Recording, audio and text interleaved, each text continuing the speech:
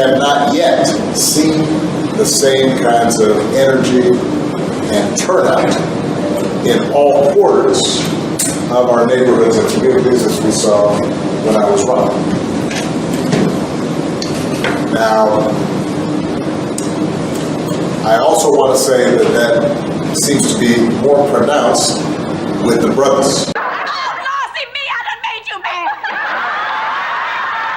So things aren't going quite as planned. The idea was to shove Joe Biden out of the way, anoint Kamala Harris without any type of primary run whatsoever, no one casting a vote for her, and just thrusting her off onto the American people, i.e. members of the Democratic Party, and say, this is it, this is your candidate, get on board, get excited, and it's not happening. And Barack Obama, he isn't having it.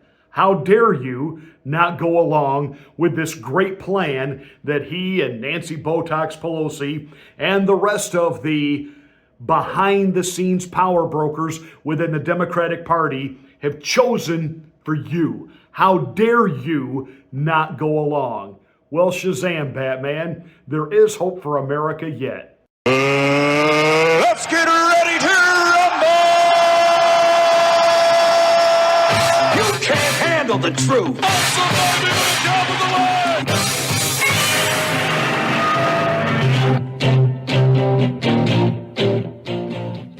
Hi, I'm Pastor Marty, and welcome to the afternoon drive. And please forgive the new surroundings. No, it's not a new studio. It's just a different room that I'm having to produce this program from. But thank you so much for watching, where you will receive my absolutely unedited, unabridged, faultless, complete rants, ravings, and flawless reasonings. Thank you so much for watching the afternoon drive. Please like and share this video. It's the only way that we get the word out that we're here. Thank you for being a part of the afternoon drive. I told you, there was going to be no enthusiastic, real momentum for Kamala. It was all completely manufactured. When they shoved Joe Biden out of the way, they put Kamala front and Harris and said, this is it, get behind her, get excited. The media's done everything they can to try to pump her up. The Democrats have tried to pump her up. And now you've got Barack Obama out there, and off teleprompter, he's not real good either. And you can see he's really frustrated that you guys ain't getting it. Why are you not on board with this? You know, he even said, that she's not doing as well with black people as I did. Well, Barack, part of that is not just the fact that black families today are feeling the crush of the economy, are having to deal with the fact that illegal immigration is so out of control that resources and programs that were designed to help them and their families are now being taken away from them because, we seemingly only are concerned about helping and taking care of people who aren't even actually supposed to be here. And black families are feeling this and feeling it in a very real way. But there's also your record, Barack. You really didn't do a lot for your people when you were the president. In fact, you virtually did nothing for them. And you take them for granted. They know they're being taken for granted, and they're saying, hey, you know what? Enough. Time out. We want to see if there's not a little bit more bang for our buck. And they do look back at the Trump years and say, you know what? They were pretty good years. I could afford groceries. I got raises at work. I began to build some wealth, and I began to see my life turn around for the better. And you know what? This was pretty good. I want to go back to that because anything that I gained from that, I lost during Joe Biden. And Kamala's already said on The View, there's nothing that she would have done different than Joe Biden did, and that Joe Biden's policies are just great. And it's too bad the American people, in particular black people, won't acknowledge how great their life is because of Joe Biden. No. The black young men are not buying it. And Barack Obama is pretty upset about that. We have not yet seen the same kinds of energy and turnout in all quarters of our neighborhoods and communities as we saw when I was running. Now, I also want to say that seems to be more pronounced with the brothers. When on the one hand you have somebody who grew up like you, knows you, went to college with you, understands the struggles and pain and joy that comes from those experiences. And you're coming up with all kinds of reasons and excuses.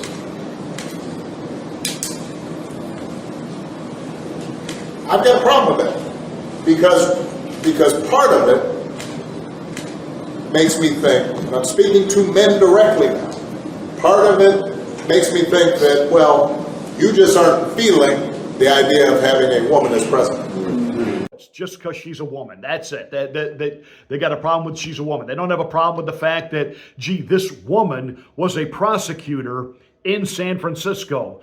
And who did she primarily put behind bars? Let me see if we can't figure this one out together, boys and girls. Oh, black men.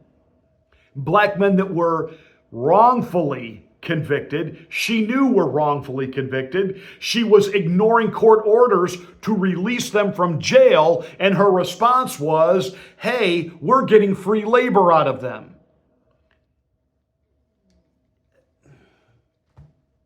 Yeah, that's Kamala Harris. You think the black young men have forgotten that? Kamala Harris, who changes her positions and her opinions literally on a dime, depending on, what's going on with the polls that day. They know she has zero plan for them and to make their lives better. And every story starting out with, I come from a middle-class family. And Barack, you say she has the same shared experience that they do and that they need to get behind her simply because she's the same race as them? Or that she has the same cultural background? There are many in the black community that say, no, we don't have a shared culture with Kamala Harris. And Kamala Harris was pretty much raised in Canada in a middle-class upbringing and has dated celebrities and Barack, you trying to make this connection yourself now with black people, it's not working anymore because you and your wife live the multi-millionaire lifestyle. You've got multiple homes. You're constantly being seen, vacationing and on yachts with billionaires, and yet you come into, quote, the hood and start lecturing them on how they ought to be voting. And don't you think they've just about had enough of that?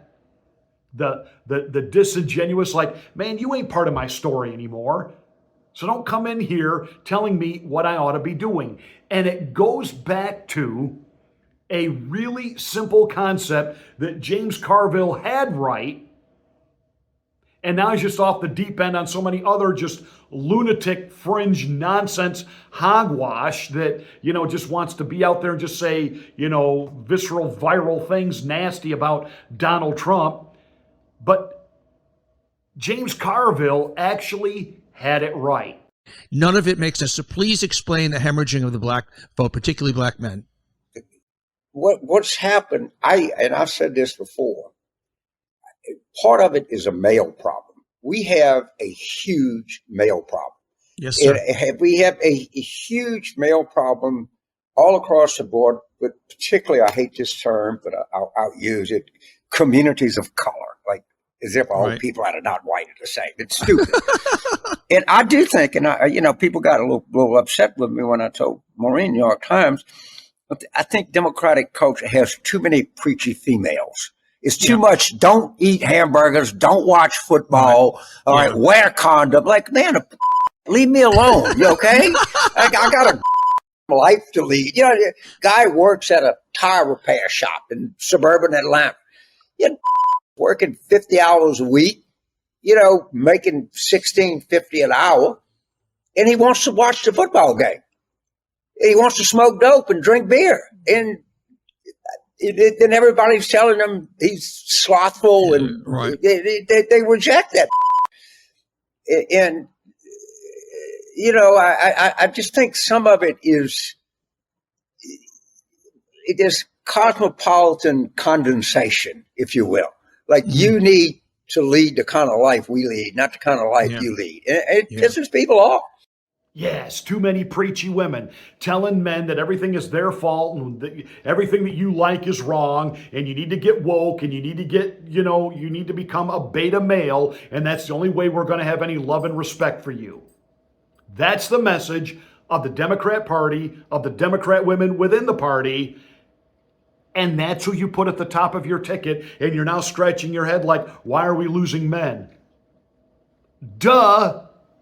And then when you try to reach out to men, you don't even know what a man looks like or acts like, and you put out the cringiest campaign ever. I'm a man. I'm a man. I'm a man, man. And I'm man enough. I'm man enough to enjoy a barrel-proof bourbon. Meat. Man enough to cook my steak rare. Man enough to deadlift 500, then braid the out of my daughter's hair. You think I'm afraid to rebuild a carburetor? I eat carburetors for breakfast. I ain't afraid of bears. That's what bear hugs are for. I'll tell you another thing I sure as shit am not afraid of. Women. I'm not afraid of women. I'm not afraid of women. I'm man enough to tell you that I cry at Love Actually. Good Will Hunting. West Side Story. That and Predator. And I'm sick of so-called men domineering, belittling, and controlling women just so they can feel more powerful. That's not how my mama raised me. I love women. I love women who support their families. Women who decide not to have families. Women who take charge. And I'm man enough to help them win. Here's a hint. Let me just give you some Hollywood optics on this one. First of all, don't have a really fat guy say, I eat carburetors. It's just not a good look. Yeah, it's just not a good look. It's not a good look. Having the other guy sitting on the tailgate of his pickup truck and his hands are over here like this. This is how I sit, and I eat rare meat. I usually throw mine on the grill and cook it to medium. So you eat. I eat raw meat, and I put my hands on my hips, and I sit on tailgates of pickup trucks. You're wondering why you're not connecting with the average American male? Seriously? And a dude that's, saying, things about he's not afraid to show his emotions in front of his horse? Yeah, okay. Yeah. Got it. You don't even know what a real man looks like, talks like, things like, and you're not trying to figure it out because you're so busy lecturing men that everything that we do, say, act, and opinions we hold is so wrong that now that you got to reach out to the men for a vote, you put something in front of us that you don't understand why we're not identifying with, because that's, in that ad, not who we are. So then it's Elmer Fudd to the rescue. Yes, the football coach. It wasn't actually a coach. He was the equipment manager. The war hero. Oh, that's right. He's never actually been to war. He's never been in battle. He lied about all of that and lied about his rank. The guy that stood up for Chinese students in Tiananmen Square. Oh, that's right. He was in America then, and he didn't get over to China until 3 months after it was all over. The guy who constantly lies about experiences that he never had, trying to make himself look better, is now trying to convince the American male, I'm just like you, and I go hunting. And it never fits quite right. Never fits quite right. Just not quite right. How do you give it back? Governor, what kind of gun is it? This is a Beretta A400. I bought it when I was shooting a lot of trap because it has a kind of their patented thing, a kickoff. So when you get old, it doesn't hurt your shoulder as much. I've tried to do the best I can, but I've not been perfect, and I'm a knucklehead at times. Well, hunting Webbits with Elmer Fudd, trying to reach out to the American male voter, and that ain't working. First of all, he can't even load his shotgun. Look how pathetic that was. I happen to be a gun owner. Now, I'm a Remington man when it comes to shotguns. I have a 12 gauge, a 16 gauge. I know how to load my shotgun. I can pretty much tell you in just watching that video that he doesn't know how to load his Beretta. And by the way, Beretta is known for, in particular, that model is known for being a fairly easy load. In fact, it's designed to hold varying size. I believe what he has there is a 12 gauge, but it's even designed to hold varying sizes of 12 gauge ammo all the way up to double magnum, which, you know, can go 2 inches to 3 inches, and it's an easy load. So the fact that he's having trouble with it either means he's, again, lying. It's not his gun, and he's never handled it before, and he didn't know what he was doing, or he's got this gun that he's actually, like, never used. But it is apparent, once again, he can't pull this off because he's not authentic. This is not really something he does. And somebody reported that apparently on this big pheasant hunt, they came back with 0 birds. 0 birds. It was a photo op. You take a whole full camera crew and everybody's talking, and you think you're going to actually see him get off a shot. Yeah, not going to happen. The whole thing is just fake, and it's cringe. And see, the American voter and ID men see this for what it is. It's cringe, and it's fake. And go back to what James Carville said. It's all about elite wokeism telling people, you don't live the way I live, therefore you're wrong. And he said, and men just ain't having it. And he's right. And I don't understand why he doesn't understand how right he was on that, because he ought to be telling the Democrats right now, boy, did you make a huge mistake putting Kamala at the top of this ticket. Because she is, in her appearance and the way she carries herself, the magnification of I'm better than you, and I'm a girl boss. And excuse me, I'm speaking right now. And you are turning off male voters by the thousands, if not millions, daily. I am telling you, this is going to be a landslide, the likes of which you have never seen. And I mean this. And I don't care that the polls are talking about, boy, it's really tight now. No, it's really not. The polls are all trying to report that way. And I've talked to you about this before, that Trump has really been ahead the entire time. But they kept hoping they could manufacture this enthusiasm and talk you into supporting Kamala, and it isn't happening. And now that she's giving interviews, she's completely imploding because people are really realizing how cringe she is and how much they just don't like her. They don't like her. They don't believe her. They don't trust her. So now all of these polling companies, which want to be somewhat relevant when the election is over, are having to prepare you in stages that things aren't going well. I'm telling you right now, Trump is going to pull up some upsets that night that aren't even being talked about. I'm going to tell you, he's going to take New York. I know you think I'm insane when I say that. You know, he's got a rally coming up at Madison Square Garden, but you got Kamala out there saying, Trump's in hiding. Trump's in hiding. Trump's not hiding anywhere. The fact that PMSNBC and CNN don't cover his rallies doesn't mean Trump's in hiding. Trump is out there. Trump is all over the internet. He is going on podcasts that you may never have heard of, but who have tens of millions of followers. And trust me, young people, young males follow those podcasters. You haven't got a clue how to connect to the American male. And I know you really don't want to hear this, and I'm going to get blasted for being sexist for saying this, but I'm going to say this. What you're not factoring in is that there are women who say, I'm for Kamala, but on election day are not going to vote for Kamala. You know why?